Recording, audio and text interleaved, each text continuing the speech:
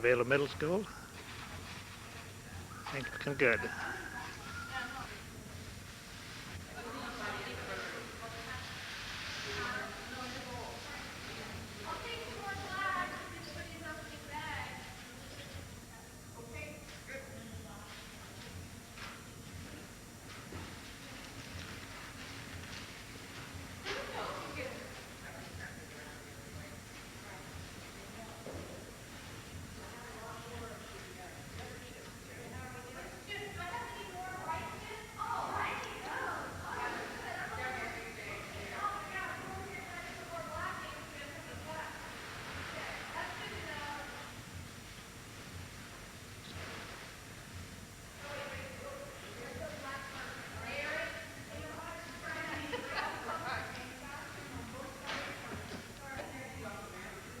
These are all the prizes, the awards for the golf tournament people. Quite an array of prizes.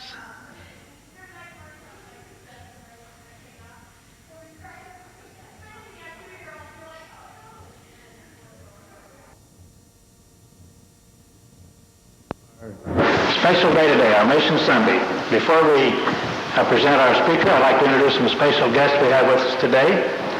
We have with us today visiting from Valley Christian Church in Chino. These two gentlemen have been very involved with the congregation, been very involved with the work in Baja. They will be planning a trip down to one of the congregations down there the last part of this month. Brother Frank Sawyer and David Gibby. Would you stand, please, so we can acknowledge your presence? Those are over here. Thank you. Our daughter Christy Howison and her family worship with their congregation. We are very pleased to have them as we extend an invitation to them because of what we have heard, what they are doing in the missions work down there. Also, I'd like to introduce our speaker for our Bible School hour, Brother Stan Stout, and he has with him a guest, Brother Jose Velasquez. Would you please stand?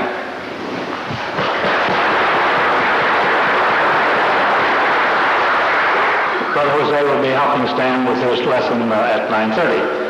And also, I'd like to introduce his wife, Stan's wife, Carol, and their daughter, Rupita. Would you please stand for us, please? Come on, Rupita. Thank you. And the last but not least of our special guest, I'd like to introduce Karen Marlin, the wife of our special speaker. Karen, would you stand, please? Thank you. And now we go down to Beans Land. Brother Lee Marlin is here with us today. We invited Brother Lee to be with us for our first Mission Sunday 3 years ago. He was unable to come, but Brother Stan had advised us of Brother Lee. We did not meet Lee until yesterday, actually. We've been corresponding by email for about the last 3 or 4 months, but we're very happy to have Brother Lee with us today. Brother Lee is the worship and family minister at the Mayfair Church of Christ in Huntsville, Alabama. So he comes along, they come a long way to be with us today. We're very gracious that they have been able to be with us today. Brother Lee has a very good background. He's began his ministry in 1979. He graduated from Lipscomb College. He taught high school music and Bible before coming to the Mayfair Church of Christ. He has been serving there for 25 years as a worship and family minister. He must have started when he was 12 or something, because we are very happy to have him with us. He also did some graduate work in adolescent counseling and has served as a member of the Family Consulting and Advisory panels. He currently serves on the Board of Trustees for the City of Children. He was active in establishing several churches in the Baja area. He has written articles for Group Magazine, Outreach Magazine, Youth Worker Journal, Teenage Christian, and 21st Century Christian. He's a frequent speaker at youth ministry workshops and family conferences. In fact, he just got back recently from a conference in Cuba. He spent some time down there, and he was really impressed with the brethren down there. He said the brethren down there are just as loving as the brethren down in Baja where it stands. So he was very impressed with the brethren in Cuba, so we know that the gospel is going around. The Mayfair Church, where he worships, where he serves, he and his wife serve. His wife is a preschool teacher at the Christian school at Mayfair. The Mayfair Church is a congregation of about 2,000. They have 12 elders, they have 70 deacons, and probably a administrative staff of somewhere around 13 or 14 people as I counted. on their website. They have a wonderful website, www.mayfair.org. I don't have that any newer information, but this is a website that I have been looking at probably a couple times a week for the last 3 years at least, Brother Lee. It's a wonderful website. They have a wonderful congregation. They have made missionary work they support all over the world. And so I really don't have any more to say, but Brother Lee will say the rest of it. Brother Lee, Lee Mylan. Thank you, Ed. Okay, good morning. Is everybody awake? How many people played golf yesterday? Raise your hand. Golfers? Okay, if you're sitting next to a golfer and they doze off this morning, if you give them an elbow, I asked somebody if everybody walked yesterday, and they kind of laughed. So I guess you're a rotting group of golfers, aren't you? That's okay. Well, greetings from Alabama. How many of you have ever been to Alabama before? Raise your hand. Now, this is unbelievable. Really? I'm shocked. I was ready for 1 or 2 people. You know, we left a couple of days ago, mid-50s. That was a great day for us in May. And we wanted to get away for a couple of days, and I asked Brother Dick where could we come a day or two early and come in, and he said, why don't you go up to Palm Springs for a day or two? I thought, what a treat. I've always heard of it. I've never been, and I'm in San Diego 4 or 5 times a year on the way to Baja, but I've never ventured out into the desert. Sounds like a great adventure. And so we started getting excited about that, started preparing for this trip, and started watching the news. And about a month ago, started seeing the wildfires. Of course, on the evening news, and everything's burning in Southern California. I thought, wow, I hope something's left. I was worried, is this church still standing? If you watch the evening news, it looks like all of Southern California is in cinders, And then about a week, 10 days ago, I started checking the internet and checking the weather report for Palm Springs, and I'm seeing 99, 100, 102. So I talked to Dick about a week ago. I said, Dick, in Alabama, we don't do triple-digit temperatures. The humidity is so thick you can cut it with a knife. And I can remember a few days when it hits 100, but very rarely. Brother Dick, says, the optimist always says, well, you got to understand, it's totally different. It's a dry heat. A dry heat. You'll be fine. It's a dry heat. Well, I'm thinking all the way out here. In Alabama, we use dry heat to cook turkeys. We don't survive. We don't live in dry heat. So I had no idea what to expect. But we had a wonderful time in Palm Springs. We just did it all in a couple of days. Had a wonderful time. Went upside the Joshua Tree Park and just had a new appreciation for another part of God's world that we haven't seen.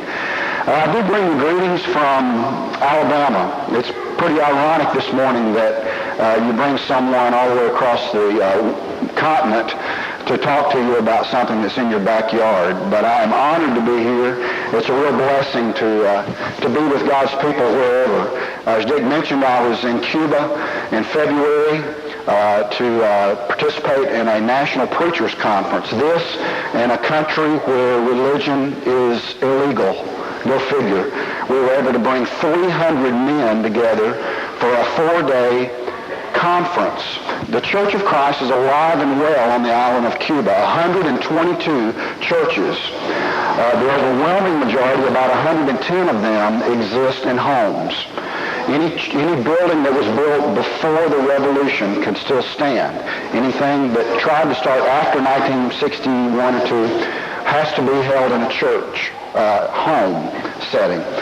So we were able to bring all these men together with the government's blessings, and the only reason we were able to do this was because of the humanitarian work of Healing Hands International.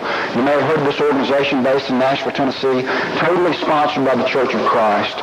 Because of their humanitarian work and bringing relief into a really impoverished communist country, we were able to bring, with the government's blessings, all of these preachers together and train them for 4 days from all over the island. A pretty amazing story. I'd love to spend all the hour telling you about what happens in Cuba. But as Dick mentioned, what I found in Cuba was just what I found in Baja. And that is when God's people come together in the name of His Word, we see wonderful things happen. The church is really no different this morning in Havana than it is right here in this room. It's a body of people that come together that love each other, that care about each other. There's all ages. There's a room, one classroom upstairs in that church building in Havana, packed full of children with loving mothers teaching them. There's a room on the other side of the building that's packed full of teenagers, and then there are adults sitting in a room like this, hanging out the windows. There's so many of them, about 300 of them in this one church in Havana. So I bring you greetings from the universal body of Christ all over the world. And I want you to think with me this morning that aren't we glad that the church that our Lord established is much bigger than just the four walls in this room? Aren't you thankful for that? Dick and Shirley were telling me last night about their travels all over the world, and Dick said, wherever I go, I want to find God's church. We go to England, we find the Church of Christ. And wherever we go, it's usually there. And the people resemble us. And they love each other like we do because they understand what the family of God is all about. And this morning I left my church at home in Mayfair. Part of me is there this morning because I want to be there, and worship is my responsibility. So to leave there on a Sunday morning is a big task for me. But I love coming to the similar setting that I find this morning, just on a smaller scale. But you look just like my family of God back home, and I thank you for having us this morning. I want to rush through a lot of things. I have so many things I want to say this morning and so little time to do it. I want to say, first of all, you know this, but I just want to remind you, you don't have a greater ambassador for Christ in this church than Dick and Shirley Dodd. Amen? What a treat to meet them and to come to know them. And thank you again for your hospitality. In the month of April, back home at the Mayfair Church, we're studying the subject of purpose. I don't know if you know it or not, but this nation and really this world has become obsessed with the subject of purpose. It's all because of something that's happening, ironically, right up the road from you, about 30 minutes away. And some of you may be familiar with Rick Warren's landmark book, The Purpose-Driven Life. It's the #1 bestseller, has been for a couple of years. And this book is sweeping the world. But this book is not alone in asking its question that God's Word asks us also. And the question that this book is based on is, what on earth am I here for? This is a question that we're wrestling with right now back home in our church. As much as we try to do in the name of Christ, and as much as we try to share the gospel with others, we personally and individually are trying to address this question. And I would suspect that this church also, because of the good things that you're involved in, is also asking that question. But if you're not, this morning I want you to personally ask yourself this question. What has God placed me on this earth to do? What am I here for? For children, for teenagers, for adults, for grandparents? I think it's a question that every child of God has to wrestle with. And I love what you're doing today with Mission Sunday, but I want to throw on the brakes for just a minute and remind you that in the light of God's Word, we are not really talking this morning about sending the light via 5 or 6 missionaries that this church supports, though that is a wonderful and powerful thing that every church is called to do. But I believe that God calls you and I to actually do the walking and the talking, the arms and the feet of Jesus as we spread His gospel. You know, I believe that every church has in its composition what I like to call church DNA. It's what your church is made up of. It's what it's all about. There's some churches that are known for specific things. At Mayfair, we're known for 2 things, basically. Our children and youth and family ministry, that one clump of ministry trying to meet the needs of families and their children, and also for mission work. Those are the 2 things that for 50 years the Mayfair Church has been about. And I believe that your church is trying to find the same DNA, and it's young, beginning now as it branches out with the gospel of Christ. I hope that you're discovering your DNA as a church. I believe that because of what I see in the lobby and what I hear from Dick this morning, that indeed one of the things that may be surfacing in this church is its love for the lost and its desire to spread the gospel, not just in this community, but across the world. It's interesting that you're involved in 2 areas that our church is involved in. I knew, of course, of your interest and your love for Baja, But I did not know that you're involved in the work with the Rouse in Panama, which we are also. We've had Ken to our church to speak before. An amazing story. This man has given his life. Many of our people have gone and served with him. So you are headed in the right direction as we look at the compass and the DNA of this church and the direction of this church. And this morning specifically, we want to talk about Baja missions. I don't know where to start on this subject. I know that many of you have been there. I know many of you have not. I can tell you briefly why people in Alabama are involved all the way over in Baja. We get this question every time we bring it up. You know, it'd be a lot easier to go to, Kentucky or to Florida or maybe even Cuba. Cuba's a 90-minute plane flight from Miami. It'd be a lot easier, and we are heavily involved in Cuba. But our number one mission emphasis at the Mayfair Church is indeed your neighbor, Baja California. It started for us in 1992 when I came to San Diego to speak in a conference, and a friend of mine said, have you ever been to Mexico before? I never had been. And they said, I've got a place that I want to show you. They took us to the City of Children, and we saw and witnessed for ourselves something that we'd never seen before. Now, we've got plenty of children's homes in the South and on the East Coast, but never seen anything quite like the City of Children. It was our privilege and our pleasure to meet Stan and Carol Stout. You know Stan well. You have his blood in this church. You have his family in this church. I cannot tell you what this man means to our brotherhood. You may not know here in Southern California what Stan has done to impact the Church of Christ across our nation. His name is legendary when it comes to people who are true servants of God who have held up the name of Christ in Baja and across the world. And I'd like to spend the entire time talking about Stan, but you're going to get to hear him during Bible class hour, and I know you'll be blessed. We saw God raise up a Stan in Alabama, kind of the same cut and fabric, out of the same fabric that Stan is. Brother Rex Watson is our deacon, kind of our Dick Dodd in Alabama. He loves the work in Baja. He was with me that afternoon in 1994. I've been bringing groups now the second or third year of the City of Children. Love the work there. Stan came up to me on a Sunday afternoon. We had just arrived. I had 70 teenagers. I'm running around trying to get organized to have a wonderful week at the City of Children. And Stan comes up to me and says, hey, if you're interested, there's a city about 3 hours south of here that has no Church of Christ, and I'm really trying to find a way to start a church there. And I kind of looked at Stan and said, well, that's thank you for sharing that with me, and I'll see you later. And I run back over to the other side, and I'm like, I cannot believe that Stan would ask me to even consider doing more than what I'm doing right here. I've got 70 teenagers. I'm pulling my hair out. I'm trying to have a great week here. And I walk up to Rex Watson, who's in the kitchen with his wife preparing food.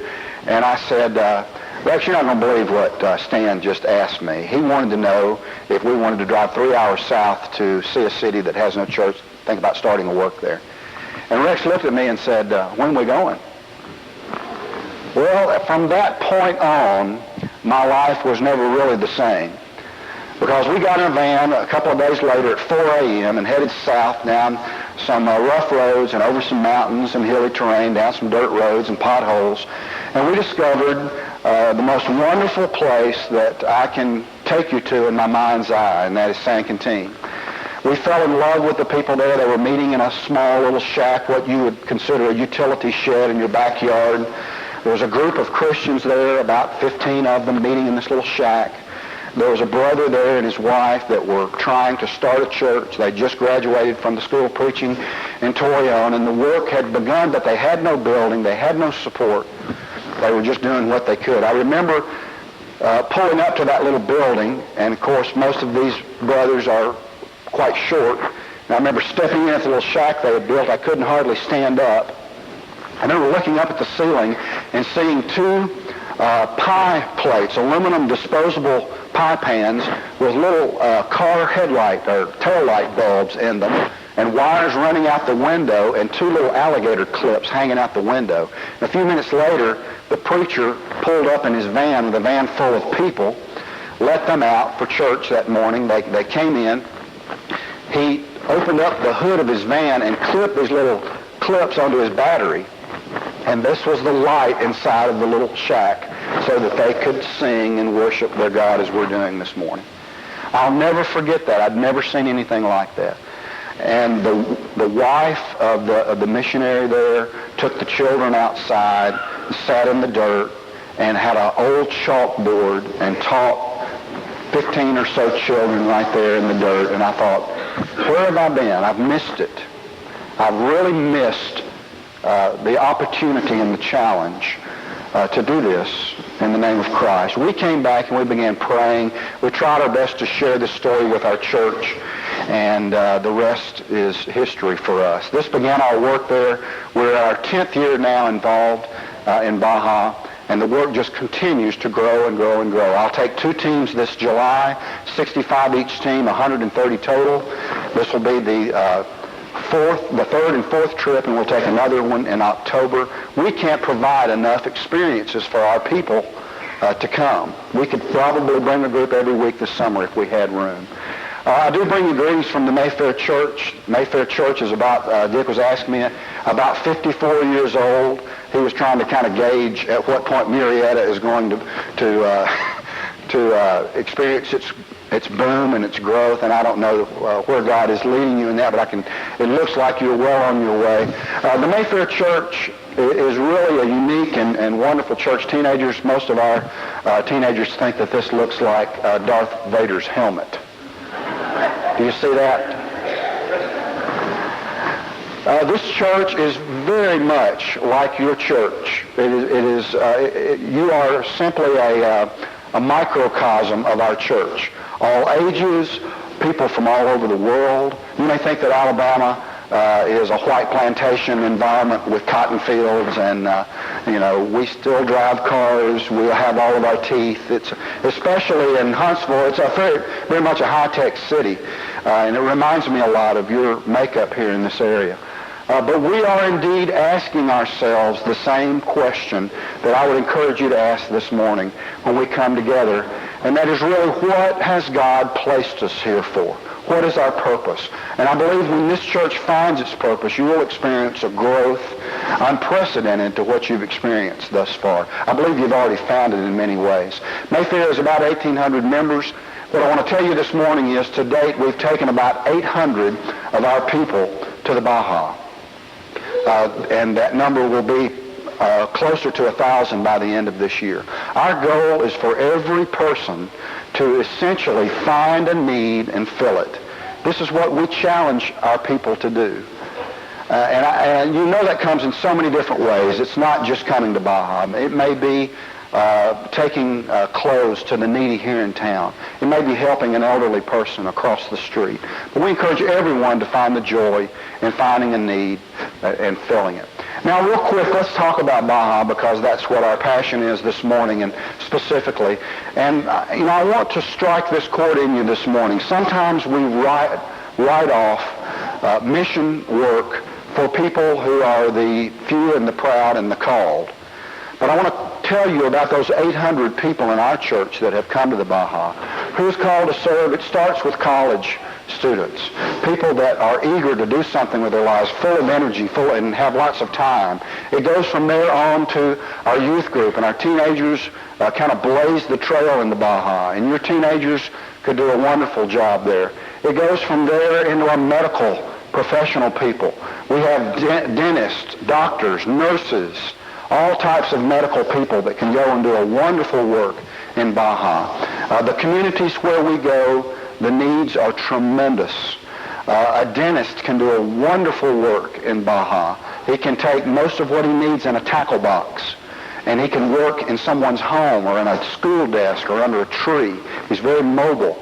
You surround a dentist with the people in your church that now become the arms and the legs into the community. You can do a great work if you have a dentist, or just a nurse to help with small first aid needs. Couples of all types. I know that your men are on fire for Baja, and I've heard Stan's going to tell you more during the class time hour what your men are in store for in the weeks to come in Manudero. But I want to tell you that our ladies go with their men. Ladies, don't let it scare you. There are ways to do this that are wonderful experiences for young and older married couples. Teams of people. The 2 trips that we'll bring in July are actually compositions of all ages. We call these family mission trips. They are children, 8th grade and up, teenagers, college students, singles, young couples, parents, grandparents of all ages. And these are probably my favorites. And if I could wish one thing for you this morning, it would be for you to find a way to take a family mission trip to Baja. Can you imagine? Those of you that have teenagers this age, you're missing a rare and rich opportunity to share this with your family. Okay? Businessmen, this is probably where you guys are.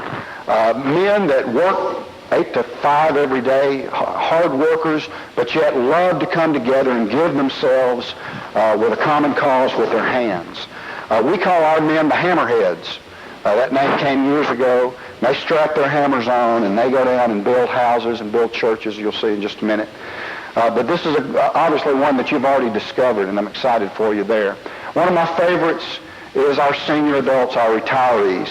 You know, again, we think maybe that physically they're not capable. The right situation and the right experience can be a great blessing to your senior adults. One of my personal favorites came in the year 2000 when it was time to build the church in San Vicente that you'll see in just a minute. We decided to mobilize a team of fathers and sons. This essentially was your men that were playing golf yesterday and their teenage sons. If you could find that mix of 15 or 20 maybe and get in a couple of vans and go down. And what a great, great experience. I'll tell you, me and my son who was 17, I had that experience when he was 15, and we never forgot it, and we never will forget it. Those are lifetime memories that we cherish. One of the things that's beginning to happen now is we're beginning to take teams of ladies in to do ladies' classes, ladies' teaching. And now in San Quintin, when we have a ladies' Bible class, we let them have the bigger room, and the men go outside into another room. Though there are more ladies than men. And we let our ladies teach these younger ladies on Christian virtues and the fruits of the Spirit and how to be a Christian mother. And there's so many fundamental things that these ladies need, and they just love this. They never get it. There's no such thing as a ladies' class in the areas that we go. And when we take you ladies in to do that, wonderful things happen. Fathers and daughters, there's all kind of combinations. Let me remind you that you're single and young professional people have so much to offer. Though they may not have children and families of their own, they do wonderful things in Baja. We have about 30 of our singles that will be part of our teams in July. Ministers, of course, it's a given that we get to go. But it's our pleasure and our honor, and I believe that it does wonderful things to your ministry staff when they go. And they are never quite the same also. I'm thrilled that you have a group meeting here in your Hispanic ministry. One of the precious things, not all Hispanics can go back, obviously, but those that can go, there's nobody that can minister to the people in Baja like their own. So if you were to have a few of your Hispanics that could go with you, they are a wonderful blessing. This is Benjamin Colunga. He's our Hispanic minister, and he's a wonderful man and loves the people there, and they love him. So people of all ages and sizes, all colors, all dimensions, you'll never be the same when you go, is what I want to say. I want to take you on a tour real quick, but before we do that, I think you've got the message that God's people need to go. There was a book written many years ago entitled Go You Means Go Me. I believe that is what God calls us to. We're called to go. And the beauty is that you can do this so conveniently in your backyard. It's the blueprint of our church. It has become a major springboard to our growth. So I ask you this morning to think collectively as a church, what has God placed you here to do? I want to tell you a real quick story about one of our elders. His name is Paul Kelly. He's a finance man in the city of Huntsville. About 6 years ago, Paul was in a high-stress situation. I can remember the night he came to an elders meeting with a neck brace on, one of those big white neck braces, and I thought, This guy is going to crash and burn if he does not find a way to escape his stress. He was in a very stressful situation.